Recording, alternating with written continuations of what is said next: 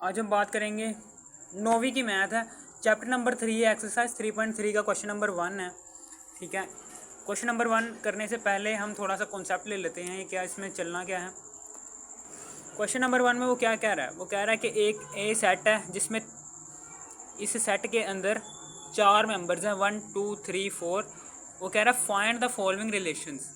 हमने ताल्लुक निकालना है इन ए, यानी कि ए सेट का रिलेशन हमने फाइंड करना है।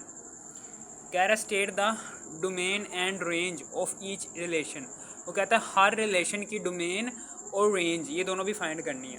सबसे पहले तो रिलेशन होता क्या, ठीक है ना, वो पहले जान लेते हैं। रिलेशन जो सा होता है, पहले रिलेशन को जानने से पहले कार्टेशियन प्रोडक्ट, ठीक है ना, कार्टेशियन प्रोडक्ट क्या होता है पहले इसको समझ लें, ठीक है ना। और कार्टेशियन प्रोडक्ट को जानने से पहले ऑर्डर्ड पेयर के बारे में थोड़ा सा जान लें कि ऑर्डर्ड पेयर होता क्या। यानी कि फॉर एग्जांपल कोई से भी दो नंबर हैं, फॉर एग्जांपल 5 है 3 है, इन दोनों नंबर्स को लिखा कोमा डालकर और इनके इर्द गिर्द ब्रैकेट डाल दी, इसको हम कहते हैं ऑर्डर्ड पेयर, ठीक है ना। समझ आ गई आपको। इस सेट यानी कि इस ऑर्डर्ड पेयर के अंदर जो सा पहला मेंबर होगा उसको हम एक्स कहेंगे और जो सा दूसरा मेंबर होगा उसको हम वाई कहेंगे, ठीक है ना। ऑर्डर्ड पेयर के अंदर एक्स वाले पार्ट को एब्सीसा कहते हैं, ठीक है। और ऑर्डर्ड पेयर के अंदर जो सा सेकंड मेंबर होता है वो जो जिसे हम वाई कहते हैं, ठीक है ना, उसको हम ऑर्डिनेट कहते हैं, ठीक है। अब इस ऑर्डर्ड पेयर के अंदर जोन से ये दो मेंबर्स हैं एक्स और वाई, एक एक्स वाले पार्ट में 5 एग्जिस्ट कर रहा है ऑर्डर्ड पेयर में, वाई वाले पार्ट में ऑर्डर्ड पेयर के 3 एग्जिस्ट कर रहा है। तो 5 बड़ा है 3 से, ये इसका रिलेशन है 5 और 3 के दरमियान ये रिलेशन क्रिएट हो रहा है कि 5 बड़ा है 3 से। तो ऑर्डर्ड पेयर कैसे बनाना है, फॉर एग्जांपल एक क्लास है, उसके अंदर इस तरह से चेयर्स लगी हुई हैं,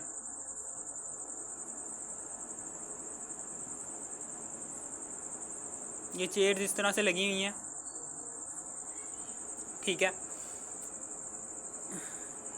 इसको हम कहेंगे रो, इस वाली, ठीक है ना, इसको हम रो कहेंगे।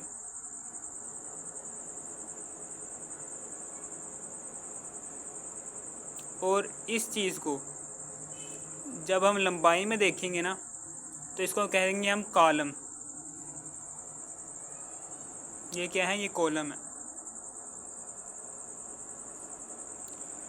ठीक है। तो हम इसका ऑर्डर्ड पेयर फाइंड करना चाहते हैं, इस वाले बच्चे का। इस चेयर पर जो सा बच्चा बैठता है उसका ऑर्डर निकालने जा रहे हैं, ठीक है। सबसे पहले तो हम लिखते हैं रो, ये कौन सी रो में एग्जिस्ट कर रहा है, 1 2 3, तीसरी रो में, तो तीसरी 3 आ जाएगा, ठीक है। और तीसरी रो है ना, ये देखें 1 2 3, तीसरी रो में एग्जिस्ट कर रहा है। और कॉलम कौन सा है, 1 2 3, तीसरा कॉलम है। तो ये उसका ऑर्डर्ड पेयर निकाल लिया हमने इस वाले बच्चे का। इसी तरीके से आप यहाँ पर भी निकाल सकते हो ऑर्डर्ड पेयर। सबसे पहले तो हम रो लिखते हैं, रो यहाँ पर कौन सी है, 1 2 3, तीसरी रो है। और कॉलम कौन सा है, कॉलम ये बन रहा है 1 2, दूसरा कॉलम बन रहा है। ये ऑर्डर्ड पेयर निकाल लिया हमने इस वाले बच्चे का। इसी तरीके से इस वाले बच्चे का निकालना है ऑर्डर्ड पेयर। तो रो कौन सी है इधर, 1 2 3 4, चौथी रो है ना, 1 2 3 4, चौथी रो है, तो 4 पहले आ जाएगा। कॉलम कौन सा बन रहा है, 1 2, दूसरा वाला कॉलम बन रहा है, ठीक है। इस तरह से आप ऑर्डर्ड पेयर क्लास में मौजूद हर बच्चे का निकाल सकते हो, ठीक है। पहले हम रो को लिखते हैं, बाद में हम कॉलम को लिखते हैं। ठीक है। ऑर्डर्ड पेयर के अंदर जो सा रो वाला पार्ट होता है इसको हम एक्स का नाम देते हैं। ऑर्डर्ड पेयर के अंदर जो सा कॉलम वाला पार्ट होता है इसको हम वाई का नाम देते हैं। ठीक है। इसको हम एब्सिसा कहते हैं, इसको हम ऑर्डिनेट कहते हैं। ठीक है ना। पता चल गया होगा कि ऑर्डर्ड पेयर कैसे बनाते हैं। आप इस तरह से भी याद रख सकते हैं ऑर्डर्ड पेयर को कि ये देखें, पहले हम रो को लिखते हैं, बाद में कॉलम को लिखते हैं। यानी कि रो का पहला वर्ड आ रहा है जी आर, और कॉलम का पहला वर्ड है सी, रोक, रोक जा। ठीक है ना। यानी कि रोक, रुक जा, जिसे हम कहते हैं स्टॉप हो जाना। तो रुक से हम याद रख सकते हैं ऑर्डर्ड पेयर में मौजूद इस तरतीब को कि पहले रो आनी है, R for row, C for column. ठीक है ना। रुक से आप ऑर्डर्ड पेयर की तरतीब याद रख सकते हैं कि पहले रो वाला पार्ट आएगा, फिर कॉलम वाला पार्ट आएगा ऑर्डर्ड पेयर के अंदर। ऑर्डर्ड पेयर का तो आपको समझ में आ गया। अब कार्टेशियन मेथड, कार्टेशियन प्रोडक्ट का भी समझ लें। तो कार्टेशियन प्रोडक्ट होता क्या है? कार्टेशियन प्रोडक्ट को समझने से पहले हम एक एग्जाम्पल करने जा रहे हैं। फॉर एग्जाम्पल, ठीक है ना, तीन दोस्त हैं, एक है जी अली। ए सेट के अंदर तीन दोस्त आ रहे हैं, अली, अशफाक,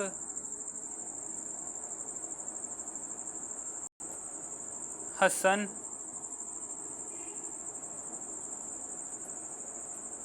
रज़ा। ठीक है। और हम बी सेट बनाते हैं। बी सेट के अंदर दो दोस्त आ रहे हैं, एक है जी गुल, एक है जी हारिस। हारिस नहीं, उमैर लगा लो। ठीक है।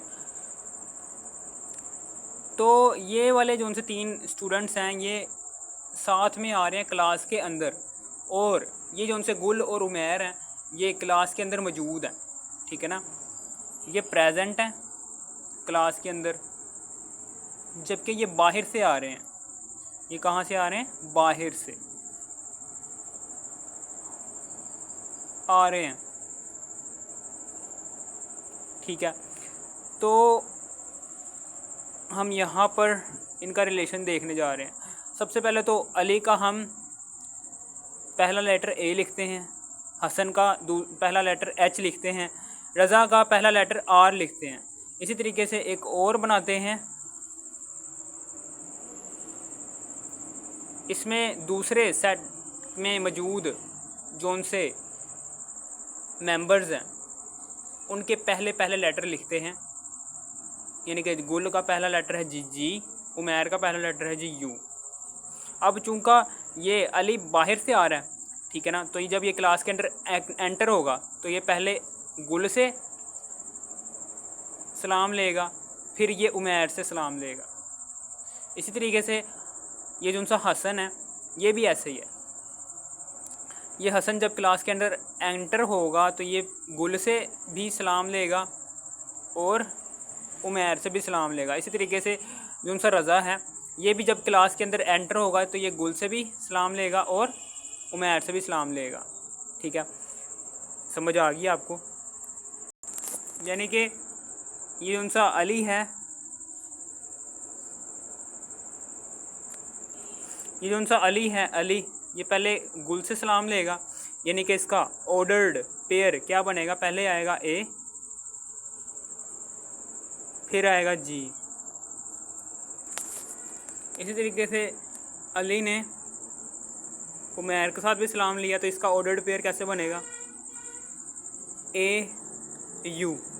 इसी तरीके से इस हारिस ने, हसन ने गुल से भी सलाम लिया तो इसका ऑर्डर्ड पेयर पहले एच आएगा फिर जी आएगा। इसी तरीके से इस हसन ने उमैर के साथ भी सलाम लिया तो पहले आएगा पहले आएगा एच फिर यू, ये रिलेशन क्रिएट हो रहा है ए सेट और बी सेट के दरमियान, ठीक है।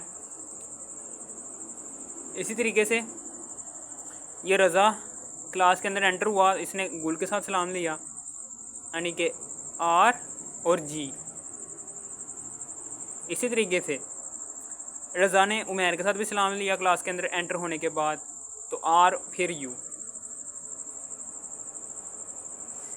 ए सेट, ये ए सेट है और ये बी सेट है। ए सेट के कितने मेंबर्स हैं? 3 हैं। और बी सेट के कितने मेंबर्स हैं? 2 हैं।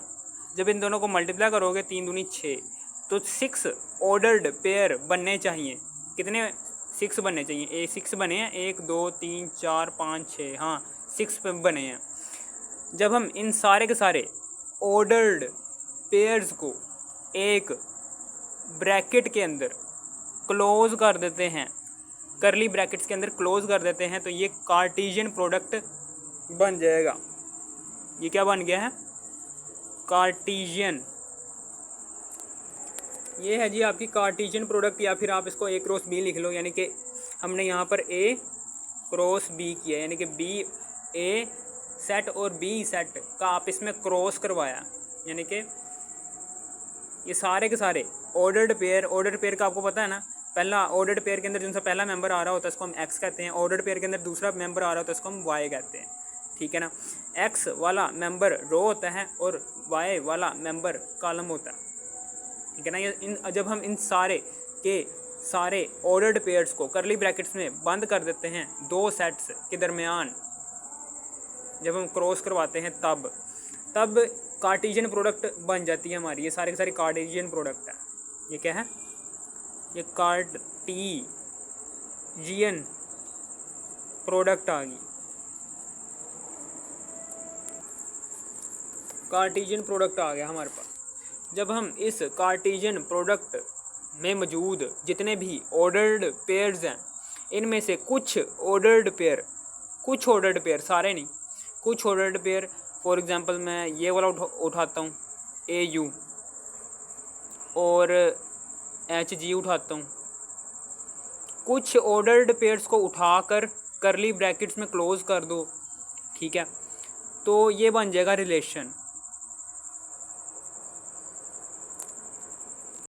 ये हमारे पास रिलेशन को हम आर से डिनोट करते हैं, या फिर इसको स्मॉल आर भी कह देते हैं, ठीक है। रिलेशन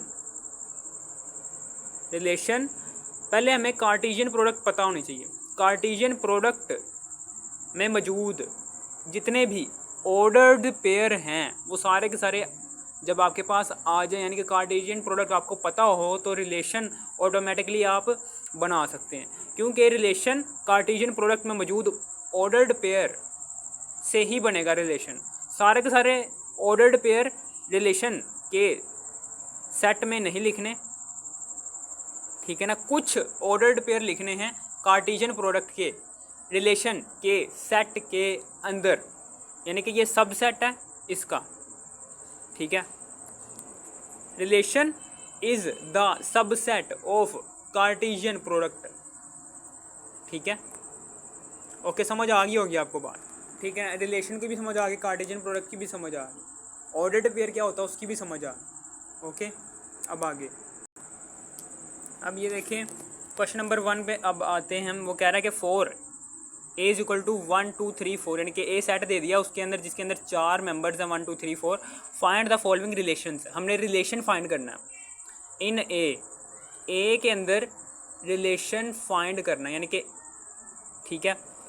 रिलेशन निकालने से पहले हमें पता है आपके पास कार्टेशियन प्रोडक्ट होना चाहिए।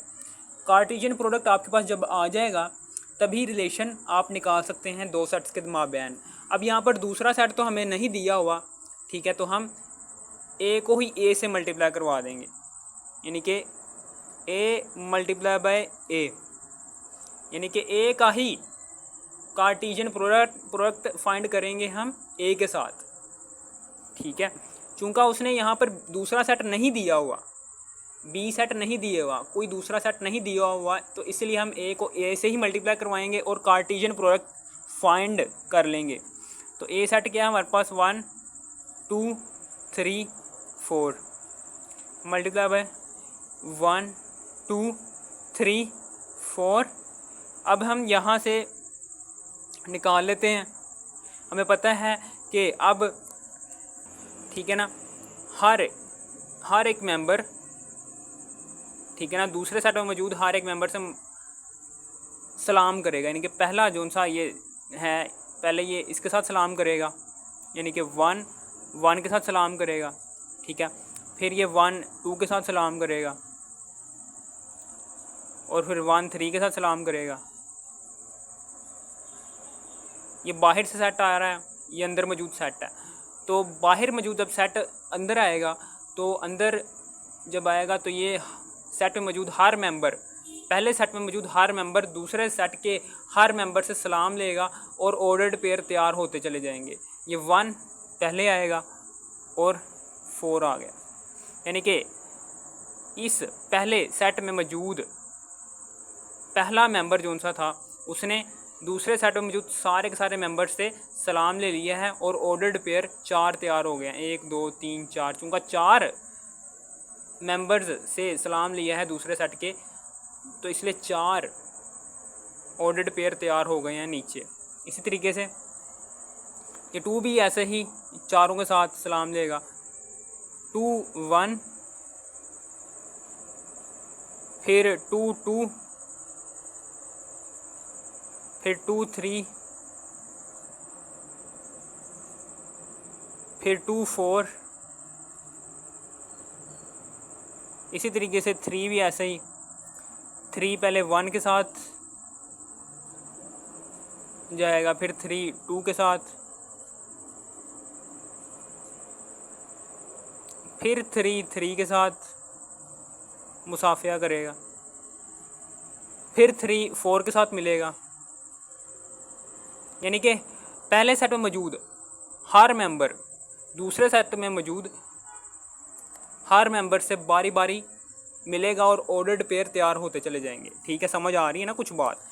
हमारा पहले सेट में एक ही मेंबर रह गया जो कि 4 है। अब ये 4 दूसरे सेट में मौजूद हर मेंबर से बारी बारी मिलेगा। 4 पहले 1 से मिलेगा, 4 1, फिर इसी तरीके से 4 2 से मिलेगा, इसी तरीके से ये 4 3 से मिलेगा, इसी तरीके से 4 4 से मिलेगा। ठीक है, अब ये करली ब्रैकेट्स के अंदर क्लोज कर दिया। ठीक है, अब पहले सेट में कितने मेंबर्स हैं जी? 4। दूसरे सेट में कितने मेंबर्स हैं? 4 4 चुके 16। 16 ऑर्डर्ड पेयर तैयार होने चाहिए कार्टेशियन प्रोडक्ट के अंदर, यानी करली ब्रैकेट्स के अंदर 16 ऑर्डर्ड पेयर होने चाहिए। 1 2 3 4 5 6 7 8 9 10 11 12 13 14 15 16, यानी कि हमारा कार्टेशियन प्रोडक्ट सही है। लो जी, हमने कार्टेशियन प्रोडक्ट निकाल लिया। अब हमने रिलेशन निकालने हैं। तो हमें क्वेश्चन नंबर 1 के पहले पार्ट क्या लिखा हुआ है कि एक्स वाई, यानी कि ऑर्डर्ड पेयर एक्स वाई लेना है और कंडीशन उसने बता दी है, जबकि Y is equal to X, यानी कि ऑर्डर्ड पेयर में मौजूद एक्स और वाई दोनों इक्वल होंगे तभी वो वाले ऑर्डर्ड पेयर आपने कार्टेशियन प्रोडक्ट से उठाने हैं। ठीक है ना, और रिलेशन तैयार करना है नीचे। अब रिलेशन यहाँ पर कौन कौन से ऐसे ऑर्डर्ड पेयर हैं जिनमें एक्स और वाई दोनों इक्वल हैं, यानी कि जोन सा एक्स वाला नंबर होगा वही वाई वाला नंबर ही होगा। तो ये पहला नंबर अब मुझे ये दिख रहा है 1 1, तो लिख दो। इसी तरीके से और कौन सा दिख रहा है मुझे? 2 2 दिख रहा है, तो 2 2 लिख देंगे। इसी तरीके से यहाँ पर 3 3 दिख रहा है, ये लो जी 3 3 लिख दिया। 3 4 4 1 4 2 4 4 दिख रहा है, ये लो जी। हमने ऐसे ऑर्डर्ड पेयर उठाए कार्टेशियन प्रोडक्ट से कि जिसके एक्स और वाई दोनों इक्वल हो, ठीक है, अकॉर्डिंग टू दिस कंडीशन, यानी कि जो सी पार्ट 1 में जो सी कंडीशन दी हुई थी उसी के मुताबिक हमने चलना है ना। तो रिलेशन हमने तैयार करवा दिया। और ये लो जी, अब वो सवाल के अंदर आगे क्या रहा है, वो कह रहा है domain and range of each following, यानी कि हमने फाइंड करना है डोमेन भी और रेंज भी। तो डोमेन और रेंज कैसे फाइंड करेंगे, डोम पहले लिखेंगे, डोम का मतलब है डोमेन, ठीक है ना। किस सेट से निकालने हैं डोमेन, कौन से सेट से, उस सेट का नाम क्या है, आर से निकाल लेना। तो domain of R set is equal to, तो हम आर सेट के अंदर मौजूद जो उनसे ऑर्डर्ड पेयर हैं उन सारे के सारे ऑर्डर्ड पेयर का पहला वाला जो उनसा मेंबर है वो लिख देंगे। ऑर्डर्ड पेयर के अंदर सारे के सारे एक्स वाले मेंबर्स लिख देंगे नीचे डोमेन में। तो एक्स वाले मेंबर आपको दिख रहे होंगे 1 2 3 4, तो लिख दो 1 2 3 4, ये लो। और रेंज है, रेंज कैसे निकालनी, range RAN, range of R set is equal to, तो हम क्या करेंगे, आर सेट में मौजूद जो उनसे ऑर्डर्ड पेयर्स हैं, ऑर्डर्ड पेयर का वाई वाला जो उनसा पार्ट है, ये वाला पार्ट, वाई वाला पार्ट, वाई वाले पार्ट के सारे नंबर्स नीचे रेंज वाले सेट के अंदर लिख देने हैं। तो वाई वाला पार्ट कौन सा है, ये वाला 1 है, ये फिर 2 आ रहा है, फिर 3 आ रहा है, फिर 4 आ रहा है, ठीक है ना। हमने रेंज का वाला सेट भी बना लिया, डोमेन वाला सेट भी बना लिया। डोमेन सेट के अंदर ऑर्डर्ड पेयर्स के एक्स वाले पार्ट्स आएंगे और रेंज सेट के अंदर ऑर्डर्ड पेयर के वाई वाले पार्ट्स आएंगे, ठीक है। ये पहला वाला पार्ट आपको क्लियर हो गया होगा, तो हम इसको मिटा देते हैं। अब दूसरे वाले पार्ट में सिर्फ कंडीशन चेंज होगी, ठीक है। करना क्या है, सारा प्रोसीजर यही है, ठीक है, सारा प्रोसीजर यही है, बस कंडीशन चेंज होगी। अब क्वेश्चन नंबर 1 के दूसरे वाले पार्ट में दूसरी कंडीशन यूज़ हो रही है, इस कंडीशन को हम आर का नाम दे देते हैं, ठीक है ना। वो कह रहा है कि एक्स और वाई ऐसे लेने हैं कि जब आप एक्स में वाई जमा करो तो आंसर 5 आए, यानी कि रेंज रिलेशन वाले सेट के अंदर ऑर्डर्ड पेयर ऐसे तैयार करने हैं कि एक्स और वाई को जब आप प्लस करो तो 5 आंसर आए। तो यहाँ पर 5 कौन सा आंसर आ रहा है, 1, ये तो 2 आ रहा है, 3, 3 और 1 4, 4 और 1 5, ये 1 4, 1 4 को जमा करो तो 5 आता है। इसी तरीके से 2, ये 3 आता है, 4 आता है, 3 4 5, यानी कि 2 3, इन दोनों को जमा करो तो 5 आंसर आता है। 2 4 5 6, 3 4, 3 4 5, 3 और 2, इन दोनों को जमा करो तो 5 आंसर आता है। 3 3 6, 4 3 7, 4 और 1 5, ये भी 4 1। इसी तरीके से 4 5 6, 4 और 3 7, 4 और 4 8। आगे कोई सेट ऑर्डर्ड पेयर ऐसा नहीं बन रहा कि जिसके अंदर एक्स और वाई को जमा करने से 5 आए, तो हम करली ब्रैकेट को क्लोज कर देंगे और यही हमारा रिलेशन आ जाएगा, ठीक है ना, क्वेश्चन नंबर 1 के दूसरे वाले पार्ट का, ठीक है। अब हमने डोमेन और रेंज निकालनी है।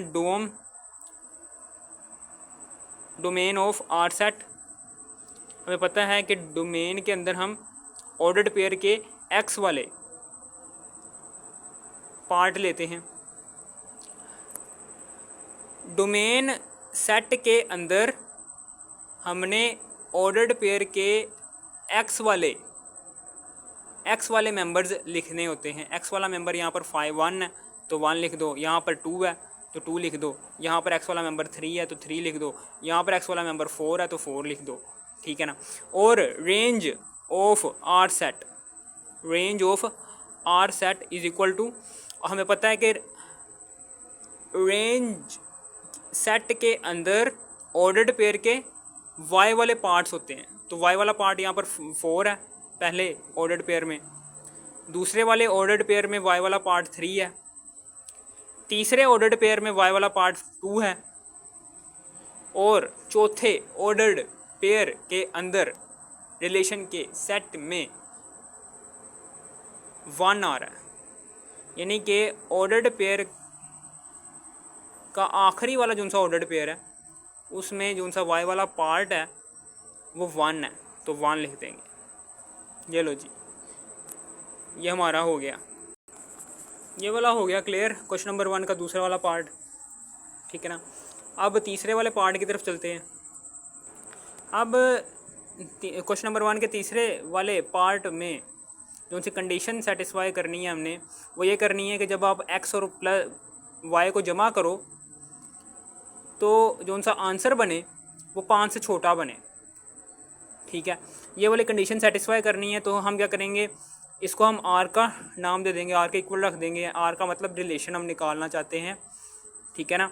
इस कार्टेशियन सेट का, कार्टेशियन प्रोडक्ट का रिलेशन नीचे फाइंड करना चाहते हैं। तो हमने ऑर्डर्ड पेयर ऐसे लेने हैं इस कार्टेशियन प्रोडक्ट के सेट में से कि जिसमें x और y को जब आप जमा करें तो 5 से छोटा आंसर बने। ठीक है, तो 1 और 1 को जमा करो तो 5 से छोटा आंसर बन रहा है, 2 बन रहा है, तो लिख दो। 2 और 1 3 बनता है, 5 से छोटा है, लिख दो। 3 और 1 4 बनता है, 5 से छोटा है ना, लिख दो। इसी तरीके से 4 और 1 5, 5 बन रहा है तो नहीं लिखेंगे, 5 के इक्वल भी नहीं होना चाहिए वो आंसर। 2 और 1 3 बन रहा है, लिख दो। 2 और 2 4 बन रहा है, लिख दो। 2 और 3 5 बनता है, नहीं लिखेंगे। 4 5 6 नहीं लिखेंगे। 3 4 नहीं लिखेंगे, और लिखेंगे बल्कि, क्योंकि ये 5 से छोटा आंसर बन रहा है। 3 और 1 4। इसी तरीके से 3 4 5 नहीं लिखेंगे। 3 और 3 6, 4 3 7, 4 और 1 5, 4 2 6, 4 5 6। फिर इसी तरह 4 और 3 7, 5 6 7, और 4 और 4 8। आगे कार्टेशियन प्रोडक्ट के सेट के अंदर जितने भी ऑर्डर्ड पेयर बन रहे थे कि जिन के x और y को जमा करो तो 5 से छोटा आंसर आए, तो वो हमने नीचे लिख लिए। तो हम क्या करेंगे, अब हम नीचे रेंज निकालेंगे और डोमेन निकालेंगे। Domain of R set is equal to, हमें पता है कि डोमेन सेट के अंदर ऑर्डर्ड पेयर के x वाले पार्ट्स आते हैं। तो x वाले पार्ट क्या हैं, यहाँ पर 1 है, यहाँ पर भी दूसरे ऑर्डर्ड पेयर में भी x वाला पार्ट 1 है, तीसरे ऑर्डर्ड पेयर में भी x वाला पार्ट 1 है, चौथे ऑर्डर्ड पेयर में भी x वाला पार्ट 2 है, इसमें ऑर्डर्ड पेयर, इस वाले ऑर्डर्ड पेयर में x वाला पार्ट 2 है, इस वाले ऑर्डर्ड पेयर के अंदर x वाला पार्ट 3 है। ठीक है, इसी तरीके से रेंज सेट कैसे तैयार करेंगे, range of R set is equal to, हमें पता है कि रेंज सेट के अंदर ऑर्डर्ड पेयर के y वाले पार्ट आते हैं। तो इस वाले ऑर्डर्ड पेयर में y वाला पार्ट कौन सा है, 1 है। इस वाले ऑर्डर्ड पेयर में y वाला पार्ट 2 है। इस वाले ऑर्डर्ड पेयर में y वाला पार्ट 3 है। इस वाले ऑर्डर्ड पेयर में y वाला पार्ट 1 है। इस वाले ऑर्डर्ड पेयर में y वाला पार्ट 2 है। इस वाले ऑर्डर्ड पेयर में y वाला पार्ट 1 है। ये लो जी, हमने तीसरा वाला पार्ट भी कर लिया। ठीक है, अब मैंने आपको ये समझाने के लिए लिखा था कि ये देखिए रेंज सेट के अंदर अगर एक ही एलिमेंट बार बार आ रहा है ना, ठीक है, एक ही नंबर बार बार आ रहा है तो हम उसे एक ही दफ़ा लिखेंगे। यानी कि यहाँ पर 1 3 दफ़ा आ रहा है तो इसको हम 1 दफ़ा लिखेंगे।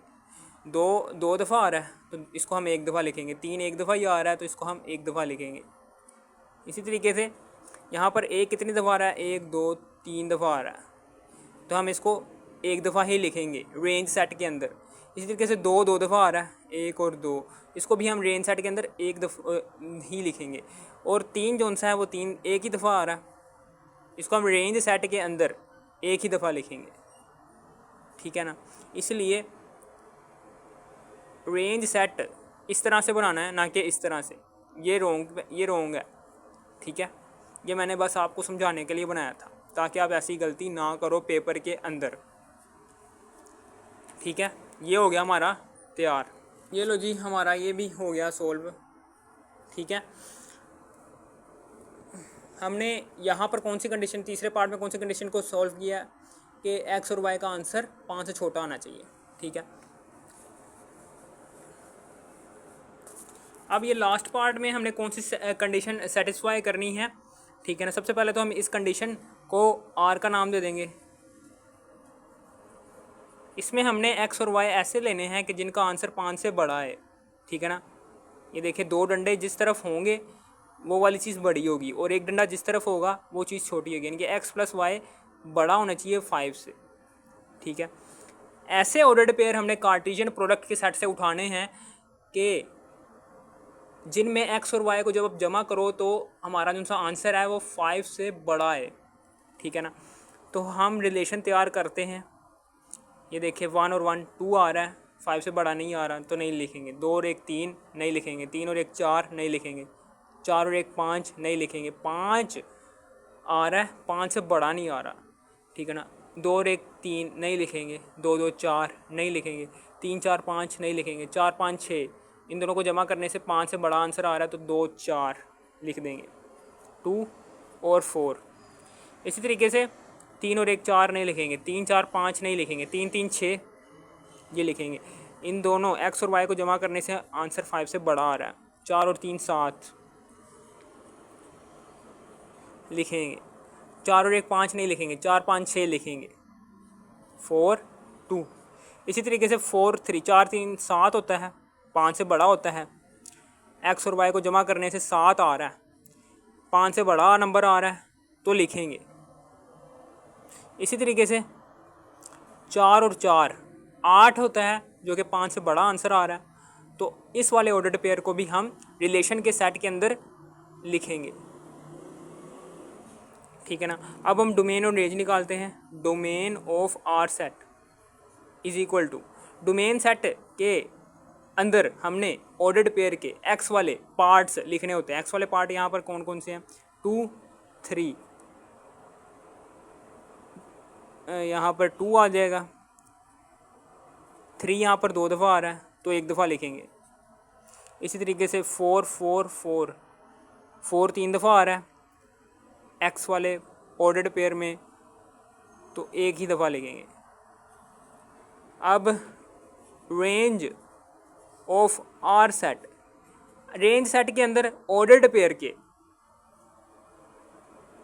वाई वाले पार्ट्स लिखते हैं। तो वाई वाले पार्ट यहाँ पर कौन कौन से हैं? वाई वाला पार्ट यहाँ पर ये 4 है तो लिखेंगे।